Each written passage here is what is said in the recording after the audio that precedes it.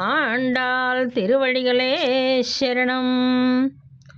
ధనుర్మాసంలో గోదాదేవికి హారతులు తీసుకుపోవడానికి ప్రధాన కారణాలు. ఆండాళమ్మవారి పరమభక్తి.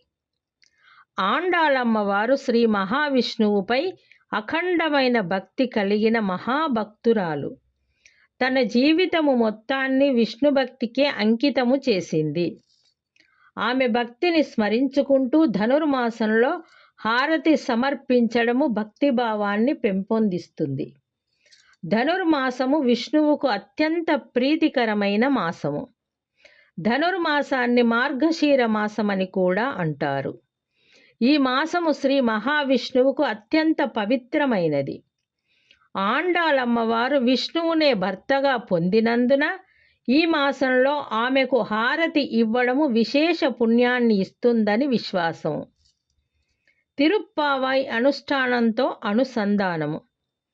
ఆండాళమ్మవారు రచించిన తిరుప్పావైలో 30 పాశురాలు ఉన్నాయి.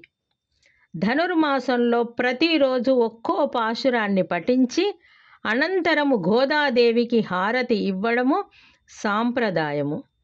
ఇది ఆధ్యాత్మిక శుద్ధి మరియు మనస్సు ఏకాగ్రతకు దోహదపడుతుంది. కోరికల సాఫల్యము మరియు దైవానుగ్రహము.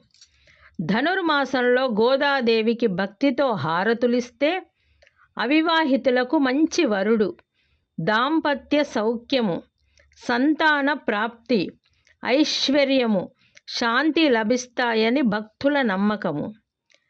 స్త్రీల వ్రతాచరణకు ఆదర్శంగా ఆండాలు, గోపికలు శ్రీకృష్ణుడిని పొందేందుకు వ్రతము చేసినట్లే స్త్రీలు ధనుర్మాసంలో ఆండాళమ్మవారికి ఆదర్శంగా తీసుకొని వ్రతాలు, పూజలు, హారతులు చేస్తారు. ఇది శీలం, నియమం, భక్తిని పెంపొందిస్తుంది. హారతి నియమము సమర్పణకు ప్రతీక. హారతి అనేది అజ్ఞాన అంధకారాన్ని తొలగించి జ్ఞాన ప్రకాశాన్ని ఆహ్వానించడాన్ని సూచిస్తుంది. గోదాదేవికి హారతి ఇవ్వడము ద్వారా భక్తుడు తన అహంకారాన్ని విడిచిపెట్టి పూర్తిగా దైవానికి సమర్పించుకున్న భావాన్ని వ్యక్తపరుస్తాడు. ఆండాళ్ తిరువడిగలే శరణం. భక్తిపూర్వక సమర్పణ.